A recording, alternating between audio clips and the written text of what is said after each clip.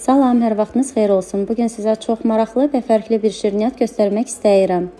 Çox sadə hazırlanır, amma dadı həqiqətən möhtəşəm alındı. İlk olaraq azdadan aldığım makaronları qızdırdığımız bitki yağına əlavə edib qızılı rəngi alana qədər qızardırıq. Bu arada sadə qaymaq və qatlaşdırılmış südü mikserlə yaxşıca qarışdırırıq və kremi krem torbasına doldururuq.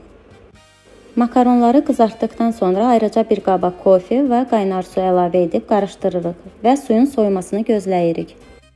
Kofeli su soyduqdan sonra qızartdığımız makaronları içinə qısa müddət batırırıq və arasına hazırladığımız kremi doldururuq.